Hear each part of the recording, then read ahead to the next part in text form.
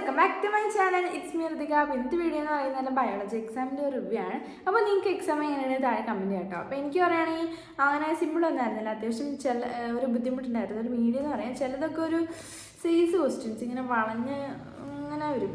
നമ്മൾ നോർമലി കാണുന്ന കൂട്ട് ക്വസ്റ്റ്യൻസ് അല്ല, ഒരു സൈസ് വേറെ രീതിയിലാണ് ചോദിച്ചേക്കുന്നത്. അപ്പോൾ ചിലതൊക്കെ ഒരു ബുദ്ധിമുട്ടുണ്ടായിരുന്നു. അപ്പോൾ അത് എഴുതിയ ആ മാർക്ക് കിട്ടുമോ എന്നുള്ളൊരു സംശയം ഉണ്ടായിരുന്നു. അപ്പോൾ അങ്ങനെ ഒരു ബുദ്ധിമുട്ടുണ്ടായിരുന്നു.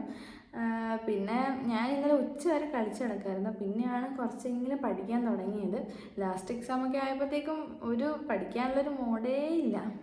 അപ്പം അങ്ങനെ ആയിട്ടുണ്ടായിരുന്നു. ഫസ്റ്റ് എക്സാമൊക്കെ എങ്ങനെയാണ് പഠിച്ചതെന്ന് തന്നെ ഓർമ്മയില്ല. അങ്ങനെ കുത്തിയിരുന്ന് പഠിച്ചു. ഫസ്റ്റ് മലയാളത്തിൻ്റെ എക്സാം അല്ലേ ആയിരുന്നില്ലേ, എങ്ങനെ പഠിച്ചായിരുന്നു. ഇപ്പം അതൊന്നുമില്ല.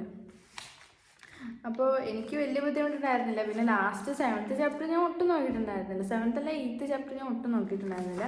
അതുകൊണ്ട് തന്നെ എനിക്ക് എട്ടാമത്തെ ക്വസ്റ്റ്യനൊന്നും എനിക്ക് അറിയത്തും കൂടി ഉണ്ടായിരുന്നില്ല. പിന്നെ ഞാൻ എന്തൊക്കെയോ നമ്മളെ കയ്യിൽ നിന്ന് അങ്ങോട്ട് എഴുതി. പിന്നെ 1 വേർഡ് പിന്നെ പ്രശ്നമില്ല. പിന്നെ നമുക്കാണെങ്കിലും എന്തെങ്കിലും കറക്റ്റ് ചെയ്താലോ. അപ്പം അങ്ങനെ എഴുതാം.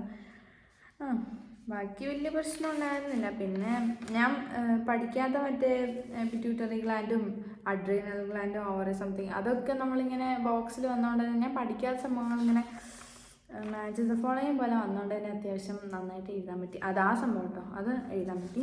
ബാക്കിയൊക്കെ വലിയ പ്രശ്നം ഉണ്ടായിരുന്നില്ല. പിന്നെ ലാസ്റ്റ് 23ാമത്തെ എനിക്ക് അറിയത്തില്ല, ഞാനത് പഠിച്ചിട്ടുണ്ടായിരുന്നില്ല. അതുകൊണ്ട് തന്നെ ബാക്കി 21ഉം 22ഉം എഴുതി വെച്ചിട്ടുണ്ടായിരുന്നു.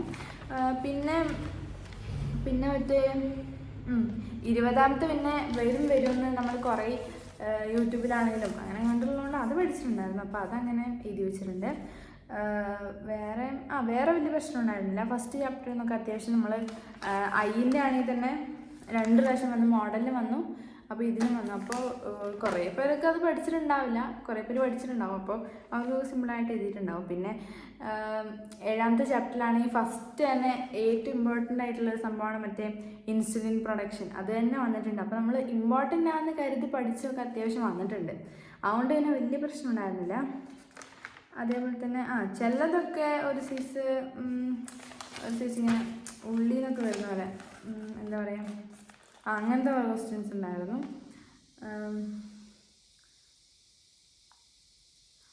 ഈ 11ാമത്തെ ഒക്കെ ഒരു സൈസ് മനസ്സിലാവാത്ത രീതിയിൽ നമ്മളെങ്ങനെ ആൻസർ ചെയ്തിട്ടുണ്ടെന്നൊരു കൺഫ്യൂഷൻ വരുന്ന പോലെ ഒരു സൈസ് ക്വസ്റ്റ്യൻസ് ആണ് ഇട്ടേക്കുന്നത്. പിന്നെ ബയോളജി പിന്നെ നോർമലി സിമ്പിളായിരിക്കും, എല്ലാവർക്കും എന്ന രീതിയിലായിരിക്കും ചിലപ്പോൾ കുറച്ച് ടഫായിട്ട് ഇട്ടേക്കുന്ന ക്വസ്റ്റ്യൻസ്. ബാക്കിയൊക്കെ വലിയ പ്രശ്നം ഉണ്ടായിരുന്നില്ല. അപ്പോൾ അവസാനത്തെ എക്സാം എന്ന് പറയുമ്പോഴത്തേക്കും ഞാൻ പ്രതീക്ഷിച്ച അത്ര സിമ്പിളൊന്നും ആയിട്ടുണ്ടായിരുന്നില്ല. ഞാൻ പഠിച്ചിട്ടുണ്ടായിരുന്നില്ല. അപ്പോൾ പഠിച്ചൊക്കെ അത്യാവശ്യം വന്നതുകൊണ്ട് വലിയ പ്രശ്നമില്ല. പിന്നെ ചിലതൊക്കെ നമുക്ക് അറിയാത്ത ഒരു സൈസ് ക്വസ്റ്റ്യൻസ് വന്നതുകൊണ്ട് ചെറിയൊരു ബുദ്ധിമുട്ടുണ്ടായിരുന്നു. അപ്പോൾ ഒരു മീഡിയം എന്ന് പറയാം എനിക്ക്. അപ്പോൾ നിങ്ങൾക്ക് എക്സാം എങ്ങനെയാണെന്ന് താഴെ കമൻറ്റ് ചെയ്യുക. അപ്പോൾ അത്ര ഉള്ള ഇന്നത്തെ വീഡിയോ. അടുത്ത വീഡിയോയിൽ കാണുന്നതായിരിക്കും. ബൈ.